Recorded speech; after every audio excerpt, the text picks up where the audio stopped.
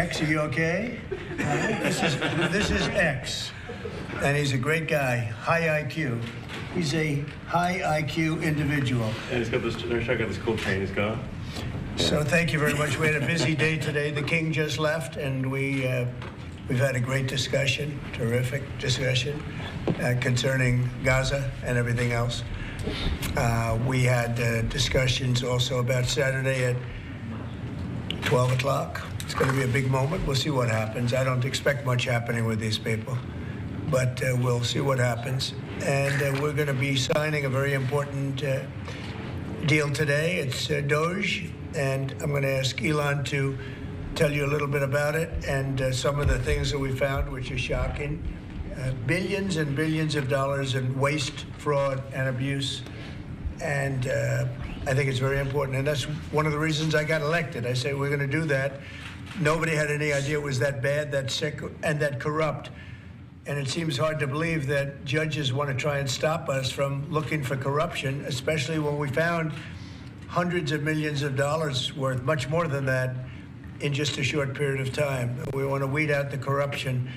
And it seems hard to believe that a judge could say, we don't want you to do that. Well, so maybe we have to look at the judges, because that's a very serious, I think it's a very serious violation. I'll ask Elon Musk to say a few words, and we'll take some questions. Elon, go ahead. Sure. So at a high level, if you say, what is the goal of DOGE, and I think a significant part of the presidency is to restore democracy. This may seem like, well, are we in a democracy? Well, if you don't have a feedback loop, okay, we would have to, if you it's all right. Tell you, gravitas can be difficult sometimes. If there's not a good feedback loop from the people to the government, and if you have rule of the bureaucrat, if the bureaucracy is in charge, and then what meaning does democracy actually have? If the people cannot vote and have their will be decided by their elected representatives in the form of the president and the Senate and the House, then we don't live in a democracy, we live in a bureaucracy. So it's incredibly important that we close that feedback loop, we fix that feedback loop, and that the public's elected representatives, the president, the House, and the Senate, decide what happens, as opposed to a large, unelected bureaucracy. This is not to say that there are good people who are in the federal bureaucracy, but you can't have an autonomous federal bureaucracy. You have to have one that is responsive to the people. That's the whole point of a democracy. And if you looked at if you looked at the founders today and said, what do you think of the way things have turned out? Well, we have this unelected, fourth unconstitutional branch of government, which is the bureaucracy, which has, in a lot of ways, currently more power than any elected representative.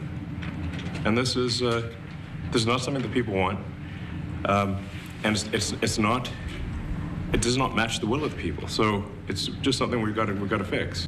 And then we've also got to address the deficit. So we've got a $2 trillion deficit, and if we don't do something about this deficit, the country's going bankrupt. I mean, it's really astounding that the interest payments alone on the national debt exceed the Defense Department budget, which is shocking, because we spend a lot of money on defense. But if that just keeps going, we're essentially going to bankrupt the country. So what I really want to say is, like, it's not optional for us to reduce the federal expenses. It's essential. It's essential for America to remain solvent as a country, and it's essential for America to have the resources necessary to provide things to its citizens and not simply be servicing vast amounts of debt. And also, could you mention some of the things that your team has found, some of the crazy numbers, including the woman that walked away with about $30 million, right, etc.? Well, we do find it sort of rather odd that there are quite a few people in the bureaucracy who have ostensibly a salary of a few $100,000, but somehow manage to accrue tens of millions of dollars in net worth while they are in that position, which is you know, what happened at USAID. We're just curious as to where it came from. Maybe they're very good at investing, in which case we should take their investment advice, perhaps. But just, there seems to be mysteriously they get wealthy. We don't know why. Where does it come from? And I think the reality is that they're getting wealthy at the taxpayer expense. That's the honest truth of it. So, you know, we're looking at, say, well, we just, if you look at, say, Treasury, for example, basic controls that should be in place, that are in place in any company, such as making sure that any given payment has a payment categorization code, that there is a comment field that describes the payment, and that if a payment is on the do not pay list, that you don't actually pay it. None of those things are true currently. So the reason that departments can't pass audits is because the payments don't have a categorization code. It's like just a massive number of blank checks just flying out the building. So you can't reconcile blank checks. You've got comment fields that are also blank, so you don't know why the payment was made. And then we've got this truly absurd, a do not pay list, which can take up to a year for an organization to get on a do not pay list. And this, we're talking about terrorist organizations, we're talking about known fraudsters, known aspects of waste, known things that do not match any congressional appropriation, can take up to a year to get on the list, and even once on the list is not used. It's mind-blowing. So what we're talking about here, we're really just talking about adding common sense controls that should be present, that haven't been present. So you say, like, well, how could such a thing arise? That seems crazy. When you understand that really everything is geared towards complaint minimization, so then you understand the motivations. So if people receive money, they don't complain, obviously. But if people don't receive money, they do complain. And the fraudsters complain the loudest and the fastest. So then when you understand that, then it makes sense. Oh, that's why everything just, they approve all the payments at Treasury. Because if you approve all the payments, you don't get complaints. But now we're saying that, no, actually, we are going to complain. If money is spent badly, if your taxpayer dollars are not spent in a sensible and frugal manner, then that's not okay. Your tax dollars need to be spent wisely on things that matter to the people. I mean, these things, like, it's just common sense. It's not draconian or radical, I think. It's really just saying, let's look at each of these expenditures and say, is this actually in the best interest of the people? And if it is, it's approved. If it's not, we should think about it. So, you know, there's crazy things like just cursory examination of Social Security, and we've got people in there that are 150 years old. Now, do you know anyone who's 150? I don't. Okay. They should be on the Guinness Book of World Records. They're missing out. So, you know, that's a case where, like, I think they're probably dead. It's my guess. Or they should be very famous, one of the two. And then there's a whole bunch of Social Security payments where there's no identifying information. Well, like, why is there no identifying information? Obviously, we want to make sure that people who deserve to receive Social Security do receive it, and that they receive it quickly and accurately. I'll tell you another crazy thing. So, you know, one of the things is, like, we are trying to sort of right-size the federal bureaucracy, just make sure that this. Obviously, there need to be a lot of people working for the federal government, but not as many as currently. So we're saying, well, okay, well, let's, if people can retire, you know, with full benefits and everything, that would be good. They can retire, get their retirement payments, everything. And then we were told, this is actually, I think, a great anecdote, because we were told the most number of people that could retire possibly in a month is 10,000. We're like, well, why is that? Well, because all the retirement paperwork is manual on paper. It's manually calculated, then written down on a piece of paper. Then it goes down a mine. And I'm like, what do you mean a mine? Like, yeah, there's a limestone mine where we store all the retirement paperwork. And you look at a picture of this mine. We'll post some pictures afterwards. And this mine looks like something out of the 50s because it was started in 1955. So it looks like it's like a time warp. And then the speed, the limiting factor is the speed at which the mine shaft elevator can move determines how many people can retire from the federal government. And the elevator breaks down, and sometimes, and then nobody can retire. Doesn't that sound crazy? There's like 1,000 people that work on this. So I think if we can take those people and say, like, you know what, instead of working in a mine shaft and carrying manila envelopes to, boxes in a mine shaft, you could do practically anything else, and you would add to the goods and services of the United States in a more useful way. So anyway, so I think that's an example.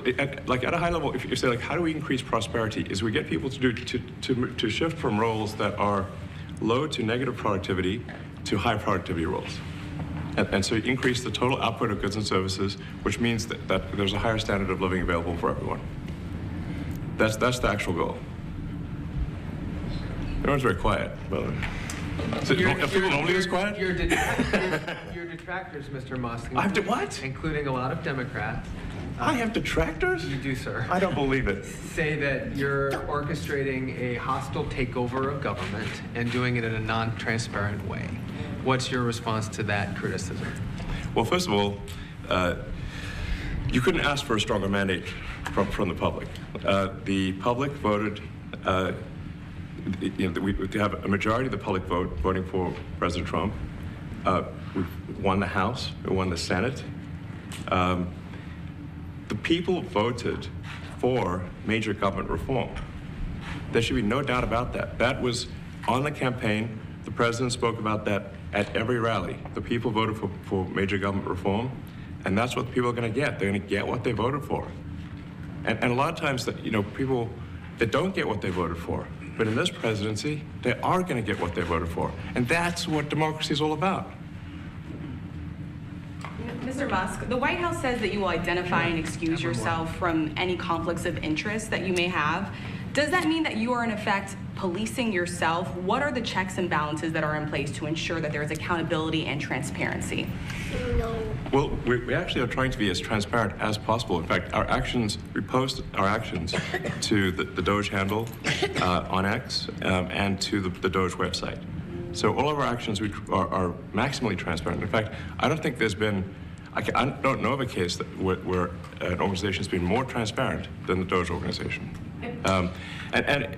So the kind of things we're doing are, I think, very, very simple and basic. They're not, what I mentioned, for example, about Treasury, just making sure that payments that go out, taxpayer money that goes out, is categorized correctly, that the payment is explained, that organizations on the do not pay list, which takes a lot to get there, that actually are not paid, which currently they are paid.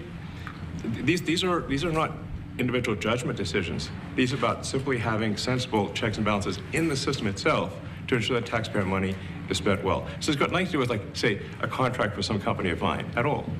But if there is a conflict of interest when it comes to you yourself, for instance, you've received billions of dollars in federal contracts when it comes to the Pentagon, for instance, which the president, I know, has directed you to look into. Yeah. Are you policing yourself in that? Is there any sort of accountability check and balance in place that would provide any transparency for the American people? Well, all of our actions are fully public. So if you see anything, you say, like, wait a second, hey, Elon, that seems like maybe that's, there's a conflict there. It's not like people are going to be shy about saying that. They'll say it immediately. Including you yourself. Yes. But transparency is what builds trust, not simply somebody asserting trust. So not somebody saying they're trustworthy, but transparency, so you can see everything that's going on. And then you can see, am I doing something that benefits one of my companies or not? It's totally obvious. And if we thought that, we would not let him do that segment or look in that area if we thought there was a lack of transparency or a conflict of interest. And we watch that also. He's a big businessman. He's a successful guy. That's why we want him doing this. We don't want an unsuccessful guy doing this. Now, one thing also that Elon hasn't really mentioned are the groups of people that are getting some of these payments. They're ridiculous. And we're talking about billions of dollars that we've already found. We found fraud and abuse. I would say those two words as opposed to the third word that I usually use, but in this case, fraud and abuse. It's abusive because most of these things are virtually made up, or certainly money shouldn't be sent to them. And you know what I'm talking about. It's crazy. So, but we're talking about tens of billions of dollars that we've already found. And now a judge who's an activist judge wants to try and stop us from doing this. Why? Why would they want to do that? I campaigned on this. I campaigned on the fact that I said government is corrupt. And it is very corrupt. It's very, very, it's also foolish. As an example, a man has a contract for 3 months and the contract ends, but they keep paying him for the next 20 years, because nobody ends a contract. You get a lot of that. You have a contract that's a 3-month contract. Now, normally, if you're in a small, in all fairness, it's the size of this thing is so big. Yeah. But if you have a contract and you're in a regular business, you end the contract in 3 months. It's a consultant. Here's a contract for 3 months, but it goes on for 20 years. And the guy doesn't say that he got money for 20 years, They don't say it. They just keep getting checks month after month. And you have various things like that, and even much worse than that, actually, much worse. And I guess you call that incompetence, maybe. Yeah. It could be corruption. It could be deals made on both sides, where the guy gets the money, he kicks. I think there's a lot of kickback here. I see a lot of kickback here. There's a lot of kickbacks. Tremendous kickback, because nobody could be so stupid to give out some of these contracts, so he has to get a kickback. So that's what I got elected for, that and borders and military and a lot of things, but this is a big part of it. And I hope that the court system is going to allow us to do what we have to do. We got elected to among other things, find all of this fraud, abuse, all of this horrible stuff going on. And we've already found billions of dollars, not like a little bit, billions, many billions of dollars. And when you get down to it, it's going to be probably close to $1 trillion. It could be close to $1 trillion that we're going to find. That will have quite an impact on the budget. And you'll go to a judge where they handpick a judge, and he has certain leanings. I'm not knocking anybody for that, but he has certain leanings, and he wants us to stop looking. How do you stop looking? I mean, we've already found it.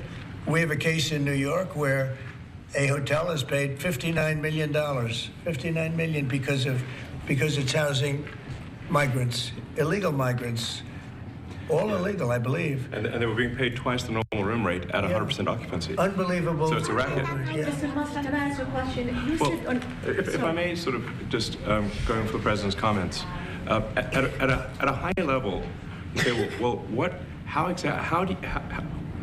what are the two ingredients that are really necessary in order to cut the budget deficit in half from 2 trillion to 1 trillion?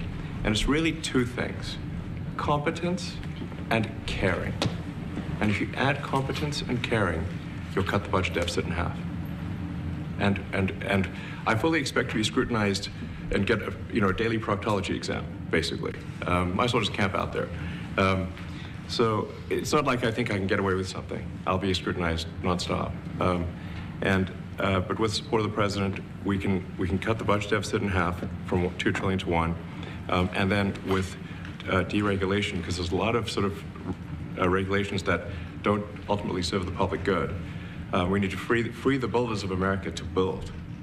And if we do that, that means I think we can get the economic growth to be maybe 3-4%, maybe 5%. And that means if you can get $1 trillion of economic growth and you cut the budget deficit by $1 trillion, between now and next year, there is no inflation. There's no inflation in 26. And if the government is not borrowing as much, it means that interest costs decline. So everyone's, the mortgage, their car payment, their credit card bills, anything, their student debt, the monthly payments drop.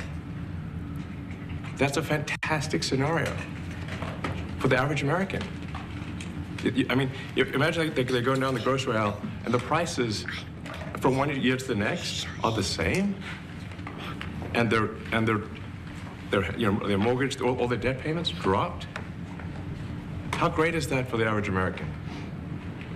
We had no idea we were going to find this much, and it's open. It's not like complicated. It's not simple that complicated. Stuff. It's like a lot of work. Yeah. We can't believe it. A lot of work, a lot of smart people involved. Very, very smart people. But you're talking about anywhere maybe $500 billion. It's crazy the kind of numbers you're talking about. You know, normally when you're looking at something, you'll find you're looking for 1 out of 100. Here, you're almost reversing it. You look for one that's good. Yeah. And you can look at the title and you say, why are we doing this? Why are we doing that? And the public gets it. You know, the public gets it. You've seen the polls. The public is saying, why are we paying all this money? This for years, this has gone on. Mr. Musk, President you Trump, said Senator, Yeah, go ahead. Wait, go ahead. Senator Rand Paul today said that DOGE cuts will ultimately need a vote in Congress. Do you agree with that? Is that the I plan? really don't know. I know this. We're finding tremendous fraud and tremendous abuse. If I need a vote of Congress to find fraud and abuse, it's fine with me. I think we'll get the vote, although there'll be some people that wouldn't vote. And how could a judge want to hold us back from finding all of this fraud and finding all of this incompetence? Why would that happen? Why would even Congress want to do that? Now, Congress, if we do need a vote, I think we'd get a very easy vote because we have a track record now. We've already found billions of dollars of abuse, incompetence, and corruption. A lot of corruption. If a judge does block one of your policies, part of your agenda, will you abide by that ruling? Will you Well, comply I with that always order? abide by the courts, and then I'll have to appeal it. But then what he's done is he slowed down the momentum. And it gives crooked people more time to cover up the books. You know, if a person's crooked and they get caught, other people see that, and all of a sudden it becomes harder later on. So, yeah, the answer is I always abide by the courts, always abide by them, and will appeal. But appeals take a long time, and I would hope that a judge, if you go into a judge and you show him, here's a corrupt situation, we have a check to be sent, but we found it to be corrupt. Do you want us to send this corrupt check to a person, or do you want us not to give it and give it back to the taxpayer? I would hope a judge would say, don't send it, give it back to the taxpayer. Yeah, if I can add to that, what we're finding is that a bunch of the fraud is not even going to Americans. So I think we can all agree that if there's going to be fraud, it should at least go to Americans. But a bunch of the fraud rings that are operating in the United States and taking advantage of the federal government, especially in the entitlements programs, are actually foreign fraud rings. They're operating in other countries and actually exporting money to other countries. We should stop that. Mr. Musk, And this is big numbers. Talk about $100 to $200 billion a year. Sure. Serious money. Mr. Musk, you said on X that an example of the fraud that you have cited was $50 million of condoms was sent to Gaza. But after fact-check this, apparently Gaza in Mozambique, and the program was to protect them against HIV. So can you correct the statements? It wasn't sent to Hamas, actually. It was sent to Mozambique, which makes sense why condoms was sent there. Yeah. And how can we make sure that all the statements that you said were correct, so we can trust what you say? Well, first of all, some of the things that I say will be incorrect and should be corrected. So nobody's going to bat 1,000. I mean, we will make mistakes, but we'll act quickly to correct any mistakes. I'm not sure we should be sending $50 million worth of condoms to anywhere, frankly. I'm not sure that's something Americans would be really excited about. And that is really an enormous number of condoms, if you think about it. But if it went to Mozambique instead of Gaza, I'm like, okay, that's not as bad, but still, why are we doing that? Mr. Musk, can you talk a little bit about how closely you're working with agency heads as you're directing these cuts? Do they have how much input do agency heads have when you're making these decisions? Yeah, we work closely with the agency heads, there are sort of checks in place. So it's not just us just going in and doing things willy-nilly. It's in partnership with the agency heads, and I check frequently with the president to make sure that this is what the president wants to happen. So we talk almost every day, and I double check things to make sure, is this something, Mr. President, you want us to do this? Then we'll do it. USAID has been one of your main targets. Are you concerned at all that some of the cuts or that shutting that agency altogether may lead to diseases or other bigger problems starting in other countries that then come to the United States? Yeah, so that's an interesting example. So that's something where we work closely with the State Department and Secretary Rubio. And we have, for example, turned on funding for Ebola prevention and for HIV prevention. You left that, you said? Yes, correct. And we are moving fast, so we will make mistakes, but we'll also fix the mistakes very quickly. Do you see it as a worthy cause, USAID?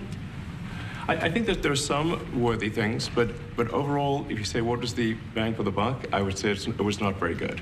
And there was far too much of what USAID was doing was influencing elections in ways that I think were dubious and do not stand the light of day. I can just ask a follow-up to the Pentagon contracts. If you have received billions of dollars in contracts from the Pentagon, and the president's directing you to look into the Department of Defense, is Yes, that which we a definitely need conflict to of do interest? and are going to do at the president's request. Does that present a conflict of interest for you?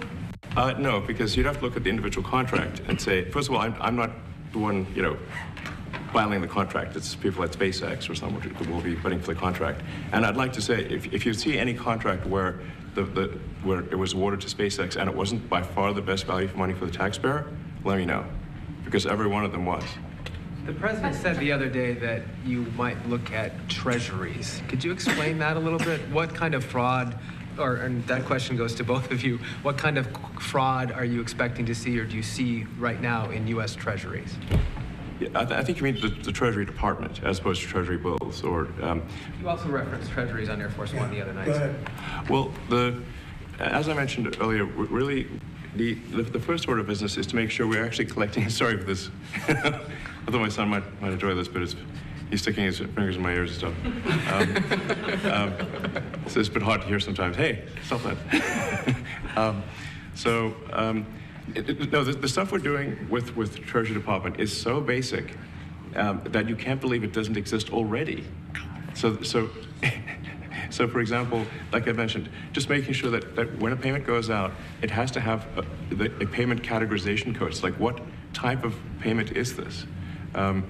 You can't just leave the field blank. Currently, many payments, the field is left blank. And you have to describe what's the payment for, some basic rationalization. That also is left blank. So this is why, the Pentagon, when's the last time the Pentagon passed an audit? I mean, a decade ago, maybe? I don't know, ever? Really? And we want to just, in order to actually pass audits, you have to have financial information that allows you to trace the payments. And once in a while, the Treasury has to pause payments if it thinks the payment is going to a fraudulent organization. If a company or organization is on a do not pay list, we should not pay it. I'm sure you would agree. Like, if it's quite hard to get on that payment, the do not pay list, it means that this is someone that is like dead people, terrorists, known fraudsters, that kind of thing. We should not pay them. But currently we do, which is crazy. We should stop that. Many transactions. And by the way, hundreds, thousands of transactions like that. We have a big team.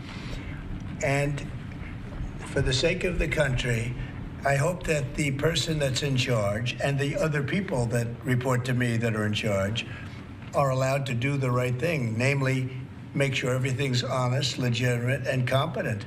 But we're looking at just, when you look at USAID, that's one. We're going to look at the military. We're going to look at education. They're much bigger areas. But the USAID is really corrupt. I'll tell you, it's corrupt. It's incompetent, and it's really corrupt. And I can't imagine a judge saying, well, it may be corrupt, but you don't have the right. You got elected to look over the country and to, as we say, make America great again, but you don't have the right to go and look and see whether or not things are right that they're paying or that things are honest that they're paying. And nobody can even believe this. Other people, law professors, they've been saying, how can you take that person's right away? You're supposed to be running the country, but we're not allowed to look at who they're paying it to and what they're paying. We have massive amounts of fraud that we caught. I think we probably caught way over a lot of billions of dollars already in, 2 weeks? Yes. And it's going to go to numbers that you're not going to believe. And much, as I said, much is incompetence and much is dishonesty. We have to catch it. And the only way we're going to catch it is to look for it. And if a judge is going to say you're not allowed to look for it, that's pretty sad for our country. I don't understand how it could even work. On the buyout program, can you personally guarantee that? Which one? The buyout program, the offer to federal workers. Can you personally guarantee that the workers who opt in to resign now will be paid through Well, they'll September? get their money, but they're getting a good deal. They're getting a big buyout. And what we're trying to do is reduce government. We have too many people. We have office space. It's occupied by 4%. Nobody's showing up to work because they were told not to. And then Biden gave them a 5-year pass, some of them, 48,000 of them, gave them a 5-year pass, that for 5 years you don't have to show up to work. And let me tell you, this is largely, much of this stuff is because of Biden. It's his fault. He allowed this country, what he did on our border. What he did on our border is almost not as bad as what he did with all of these contracts that have come out. It's a very sad day when we look at it. I can't even believe it. But many contracts just extend, and they just keep extending, and there was nobody there to correct it. And that cannot be, I can't imagine that could be held up by the court. Any court that would say that the president or his representatives, like Secretary of the Treasury, Secretary of State, whatever, doesn't have the right to go over their books and make sure everything's honest. I mean, how can you have a country? You can't have anything that way. You can't have a business that way. You can't have a country that way. Hey, thank you very much, everybody. Thank you. Thank you, press. Thank you, press. Head down. Coming back tonight.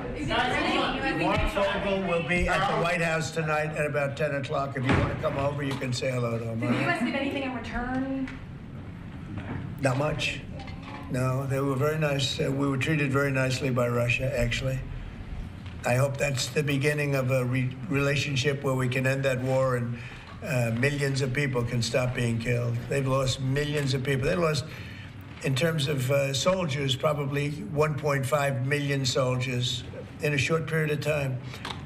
We got to stop that war. And I'm interested primarily from the standpoint of death. We're losing all those soldiers. And they're not American soldiers, they're Ukrainian and Russian soldiers. But you're probably talking about 1.5 million. I think we got to bring that one to an end. Okay? Thank you. Thank you very much. Thank you. We're moving. Let's go. Let's move. Thank you. We're moving. 10 o'clock. 10 o'clock.